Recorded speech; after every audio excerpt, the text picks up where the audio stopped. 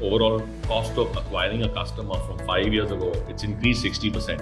Still, this industry is not 50-year-old industry. This is like, I would say, like a decade or 2-decade-old kind of a thing in terms of like spending of money. I mean, what is the most often used term, jargon, whatever you could say, that people would come and say, "मेरे को ये चाहिए." Okay, whatever you do, मेरे को इसका ये चाहिए. It starts with S and ends with S. वो सिंपल ये होता है, 100 डालता हूँ कितना मिलेगा? Oh, this is like satta. Okay.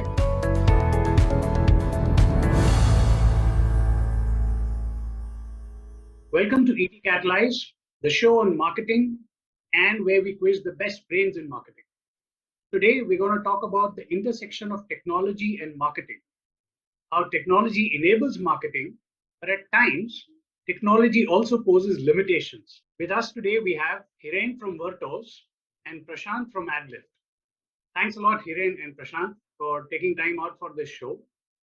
Today, we're going to focus with both of you on the merits and maybe demerits of technology in the realm of marketing, and is creativity at times taking a backseat because of overuse of technology. Across 2020, when pandemic hit the entire world, a huge amount of budget started moving towards digital medium. Huge amount of investments have started moving from all the other platforms to digital.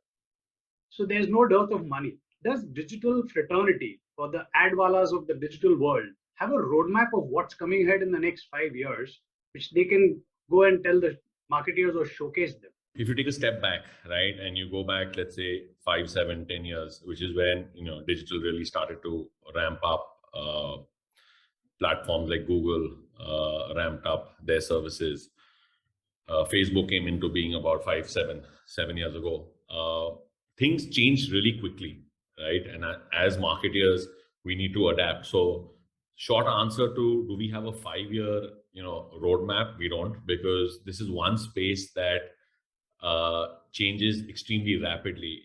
One quick example is TikTok. At one point in India was driving hours and hours of time spent, and that changed overnight. And when that happened, a lot of the ad budgets went to Instagram because they moved really quickly in introducing Reels, which now is taken over from TikTok. So it's difficult to figure out what the 5-year roadmap is. But yeah, to your point, I think the pandemic has really increased marketing spends. I mean, I think the pandemic fast forwarded what we would have achieved by maybe 23, 24 to now 21, 22 from a digital media ad spend perspective, sharply overtaking TV probably by the end of this year from an advertising marketing budget perspective. The key sort of sales pitch when you're like looking at offline spends, radio, print, TV, and digital, the key pitch here is ROI from the very beginning. Like, if I'm targeting, Deepak sitting in Noida, with a high precision, I can actually target because the tools and technology have helped us do that. So I think more and more, what brands are searching for from the spends that they are, investing in digital is, how do I reduce leakage, right? So if I'm targeting, 100 people, 10 people see my ad, 1 clicks, like what happened to the 90? And why did I target those 90?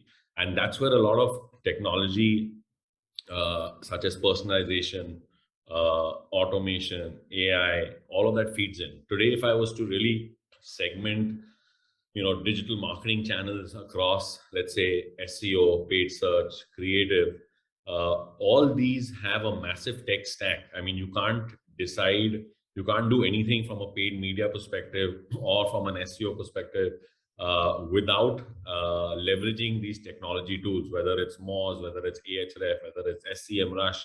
And this is, key critical data today for me.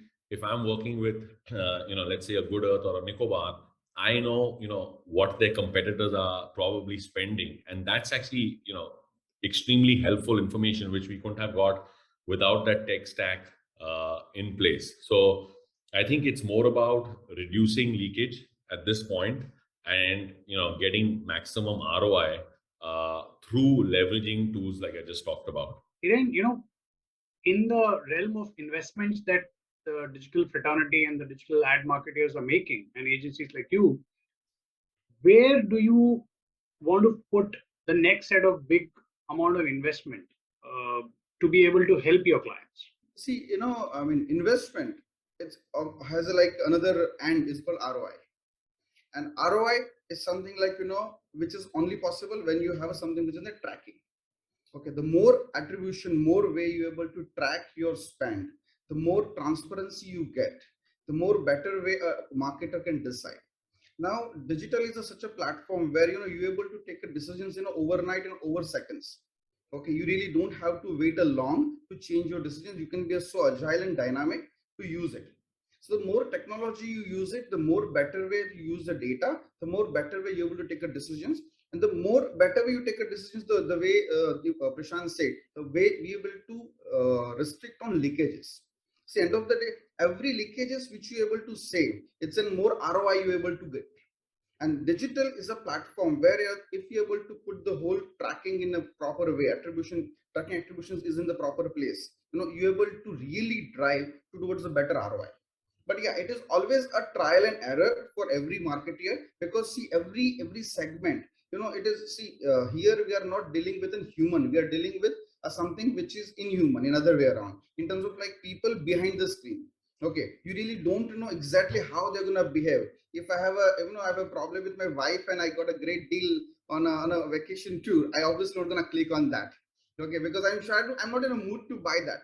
So here it's also a lot of different challenges which will come, but at the end, a lot of things can be driven or can be taken care by technology if we are able to use the right tools in place. Prashant and Hiren, it's so heartening to hear that you both talk about wastage. That means, in the life cycle and the journey of ad marketing on the digital, you've crossed the stage of early days, uh, early spends. You're actually in a stage where there's so much money chasing you that now you're concerned about wastage, and so are your clients. So, congratulations, the baby is well into teens, maybe or above. Prashant, what are uh, what are agencies like you or the fraternity doing to collect first party data? And has that become the most important piece of information in targeting? With the different changes within the Apple and iOS ecosystem, Google also now contemplating, or at least announced doing it now. When the rollout is, we don't know. First party data is pretty much your secret sauce now, right? That's the data you own, and that's the data you trust. Now there are different ways of actually utilizing it, and again, that's where digital technologies that you use, how do you use it, how efficiently do you actually use that, is all up to the brand to make out of it. Now you could be using tools like WebEngage, which very intuitively send out emails which have a much higher 5 to 7% higher open rate than maybe just an email sending tool like a MailChimp, right? So incorporating a WebEngage with an email stack becomes very critical, because the first party data, if someone's browsed a plethora of different objects on your website, you want to make sure if they bounced out after 3 minutes, after 5 minutes, what kind of messaging do you want to actually customize, which again goes back to customize and personalization. Today, when we kind of look at overall cost of acquiring a customer from 5 years ago, it's increased 60%. Now, the reason it's increased 60% because we know Google and Facebook are obviously in the field of making money, and they would be increasing, cost per clicks and CPMs and all of that stuff. But what that also means is, if your inherently increase of acquiring a customer has gone up, how do you make sure that the customer lifetime value at least offsets some of that higher customer acquisition cost, right? And even if it's a higher customer acquisition cost, the AOVs play a big role, which means your average order size. So instead of one person buying one item, you sold 5. This is where remarketing, retargeting, all of those technology stacks, which Facebook has provided, which Google provides, programmatic provides, all of that helps in, again, further increasing your overall ROS. Some of the e-commerce clients that we work with, we have a funnel approach. So we'll show a different ad to a new customer. We'll show a different ad to a mid-funnel customer, and we'll show a different ad to a customer who's either converted or has spent a lot more time than the mid-funnel one remarketing. So all of that gets into now the creativity piece, right? So you have to have 3 different messaging engines with every ad that you do. You could have people doing it. We use tools like Jarvis, right, which is again a creative automated tool which creates messaging across different funnels. 5 years ago, you would need about 100 people team just to do that. Today, you can do that with a 15 people team. That's what I love about the show. You learn so much. Today I learned about Jarvis, and I'm sure our viewers will also. Let me get Hiren in. There's technology, there's pinpoint targeting, there's strategy. So there's enough tech for the mind. What about tech for the heart? Appealing to the emotion. You might push a Cadbury's ad on YouTube and all digital platforms, but the core of a Cadbury ad was emotion. And it's like, how exactly you want a robot to get married. So, I'll tell you, definitely marketing, advertising is something like, it's what we are doing is we are advocating, a brand to a consumer. And we use that tool to advocate it in a more better way. Now, with the help of technology in the current situation, we have advanced so much and we are still evolving to see that how better we are able to capture the emotion of an individual by using various technology. The way Prashant mentioned, for every individual, whether it's an entry individual, mid individual, or a bot individual, okay, they are having different ad sets. Same way, if you recently know, there was a you talked about the Cadbury. Let me take an example of them as well. Recently, they have come up with an ad which on the television where they said that we're advertising an individual store based on the location, okay, in that particular place. Now, so this is like, basically this is to try to evolve towards like how we are able to win towards the emotion of an individual particular specific place. So it is like, we are moving from one to this. Obviously, it's like human mind and human way of behavior is always a different science altogether. So we have a product called DCO, Dynamic Creative Optimization product, on our programmatic platform we run. So for example, for one biscuit brands, we have done a campaign where we have done a campaign with a temperature to be part of the ad unit. So the moment you're able to see an ad in a Delhi and Delhi temperature is 36, it says like it's a hot, why don't you have this with this particular chai or with this particular, cold drink or with milkshake. And when it comes to same thing in a Simla, you go with the hot tea. Okay. So like, it is basically like, with the use of technology, be able to deliver this kind of emotion change and be able to win. See, end of the day, it's a story which gets sold. You're never able to say my biscuit is good, my biscuit is crispy, my biscuit is that. What you have to do is that if I eat this biscuit, I feel this, or my mom loves it, I mean that emotion is only gets sold, and emotion gets sold through advertising. But with the help of technology, now we're able to deliver with a different way instead of just showing a simple banner. Prashant, let me come to you on this now. How important is campaign measurement and metrics for determining the digital mix? Because there's video, there's display, there's audio, there's programmatic, there's so much. In your understanding, to what extent should one lay emphasis on metrics? And is it also important to understand what metrics to chase what platform? That's actually a $66,000 question right there.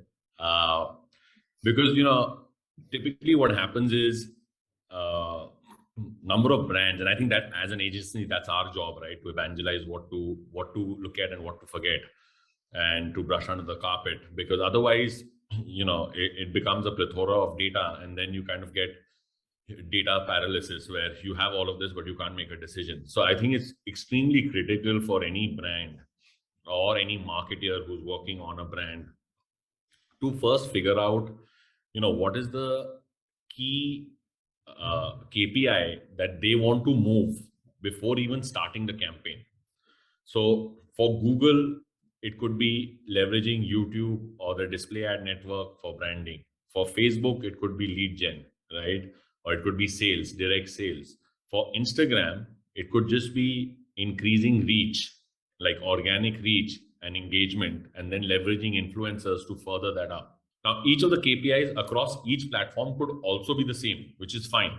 But that's something that you as a marketer, you as a brand needs to benchmark right at the beginning of your digital journey, right? And make sure that you don't keep moving the goalpost. All of us don't have a magic wand, but that's something that digital does give you is a bunch of data, a bunch of metrics. What we need to do is understand that and benchmark that, and then make sure you're hitting those goals, in the coming months, in the coming years. One thing I really believe, with the pandemic is when one door shuts, another one opens, really quickly. And, one example comes from a client that we work with called Jaguar. They've had this product for the longest time, which is, sensor taps, right?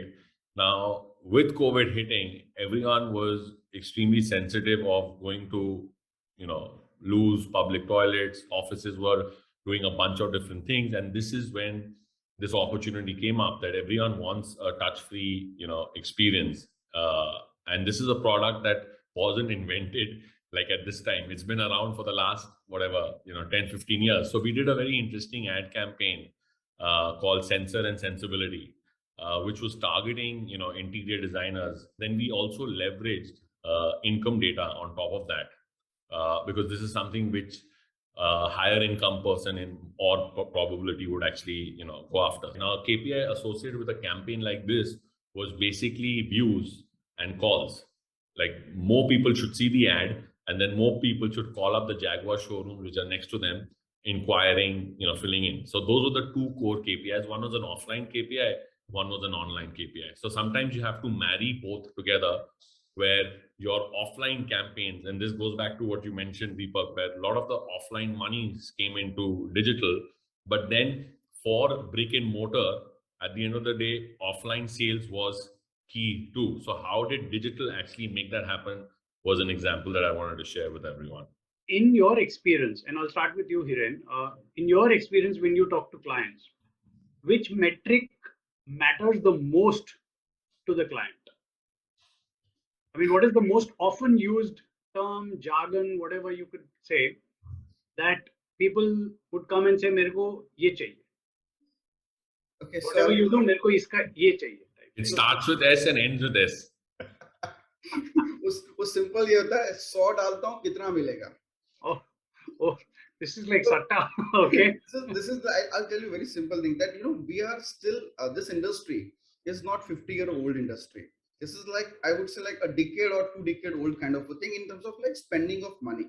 So people or a customer or industry are still in the in a way of experimenting it. So for them also, like they also want to understand how exactly this will work. If you look at the people who wants to spend and they want to increase it, okay, they just compare you with the traditional media, traditional way of doing how things used to work. But at the same time, they have understood a little bit more that this is more measurable. So I should ask from day one that how much I'm going to get it. Now, if you put a holding somewhere, have you asked those guys, like, if I put this holding, I'll get this much of sell tomorrow? No, you never asked. But when you go to a digital guy, I'm sure Prashant will add up on the same thing, that when you ask a digital guy, I'm going to spend 10 lakh rupees, how much I'm going to get it? That's the second question. Immediately they ask. Returns on advertising spend. But same thing you don't ask to newspaper guy. Prashant, what about you? The SNS that you were talking about? Sales. Return. Okay. How much sales uplift hoga? Uplift hoga, exactly. But I think it's a double-edged sword, right? I started my digital career back in 2005, 2006, working with a company called IAC Interactive Corp, which owns hotels, Expedia, Hotwire, Ticketmaster in the US. And then I moved from there to AT&T, where AT&T just started to spend 5-7% of their offline spend online. Search marketing just entered Google's platform, all of that stuff, right? And the key back then in 2006, 2007, when I went to the CEO and I asked for $2 million of spend out of the 200 million, he said, why and how would that work? And basically I had to say, this is the model and this is the numbers and this is the projection, starting right from the basics, right? Now that 198 million, he was not asking those questions because those answers are not available. But look at where we've come. In the US, we've already overtaken TV spend, and the reason we have done it is because we can answer this question. So it basically is a double-edged sword, and I think what I would evangelize with marketers is every understanding that digital can give you a lot more data, can give you a lot more insights. You can laser target customers, all of that stuff, bring down CAC, customer acquisition cost can go up, all of those things. But there are now channels across digital where you don't have to ask the ROI question, because there's no answer to it. Influencer marketing is basically what I just did 10 minutes ago, speaking about Jarvis, which is a tool, right? That's influencer marketing. Now Jarvis could have paid me for it, right, which is influencer marketing. But if they ask me, if you say this on ET, how many people will sign up on my platform? I don't know. Yeah, I mean, I think it'll make a difference. We all know it'll make a difference, some difference. Not mammoth, it's not game changing, but if I keep doing influencer marketing every month, it'll add, right? One person tells the other, and so on and so forth. You can't put a number on speech. So note to Jarvis, if you like ET Catalyse, be ready to sponsor us. Also, we are open for sponsorship as well. Now that you've been made famous by Prashant and ET Catalyse both. This is about privacy, third-party cookie purge.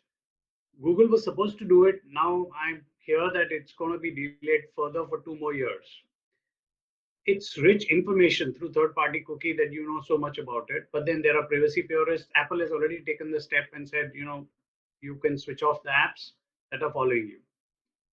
But what does it do to the marketing strategy and planning? Will advertisers become unsure because suddenly the third-party cookie data won't be available? Or you think something else will come up to help them?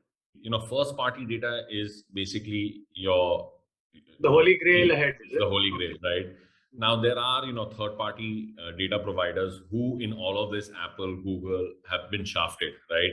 Now how their business models honestly evolves, because it was all based on intuitively collecting data from 10 different sources and saying, Deepak most likely is this person living in this area, etc., and then selling that to advertisers, right?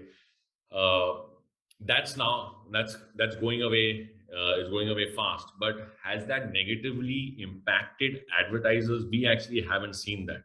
Okay, we haven't seen advertisers pull down spends on Facebook, or cut down spends because of this, right? Because it's basically saying it's a rule across the board. When there's a rule that happens across, it's like saying, my kid didn't go to school for the last 1.5 years. Now, one is my kid didn't go to school for the last 1.5 years, and the other is all kids didn't go to school for the last 1.5 years, right? So both things are same. One is extremely different. So if a rule is across the board, then we as agencies and advertisers, we basically adapt, because this is a level playing field. It's the same rule for Yatra. It's the same rule for Make My Trip. It's the same rule for insurance companies. So it's across the board. What are the 3 concerns that your clients express today? Generally, what our client expresses is, one is that multi-platform choosing. It's become difficult for them to choose the platform which is right for them as a brand. Second thing, attribution tracking, which they, many times they face a lot about, like how to exactly do the attribution tracking for their whole overall self. And the third, which is also data-driven targeting. That is very vague thing. I mean, everyone talks about it, but it has become like it is still a vague thing in a place where really it is actually data-driven targeting or not. But still, it's in industry. Those are the 3 things which I feel that our users generally ask. 3 tips that you would give to a newbie or a novice digital marketer. It might go over 2, it might be more than 3 or 1. But one thing that I speak about, especially mentoring folks just entering digital, key question comes up is, which vertical makes you the most money? And I always say that's the wrong way to look at it, right? Don't go after money, because if you don't like it, after 3 years, 2 years, 1 year, you wasted time. And in digital, 1 year is like 7 years. That's how fast things move. So key advice would be, do online courses. There are lots of online courses. You don't need 6 months to do it. You could do 3 months and you'll understand how Facebook works. You'll understand how Google works. You'll understand how organic search works. You'll understand how creative works. It's very important to understand across the 4-5 channels. Now there's influencer marketing also. Figure out what are these channels, and then go with one that you really are passionate about. Obviously, you can wear many hats. You become really good at SEO, go to paid and become a generalist, or you can be very, specialized. This brings me to the last and final round. We call it the rapid fire round, where I'll give you quick questions and I'll expect quicker answers from both of you. One thing that you love about your job? KPI. Prashant? Data. What is one thing that you would prefer not to do in this job? Travel. Okay. Well, COVID gave you that option. Yeah. Great Yeah. for you. Hiren, what is it that you would like to omit from this job? So basically reading, I've never studied so well, but when I entered it, I'm studying a lot. Thanks a lot. So that brings me to the end of the show. Thank you so much, Prashant and Hiren. It was fun and learning for me, at least, to understand so many things from you, and the metrics and the jargon. On that happy note, thank you so much. Hope you enjoyed it.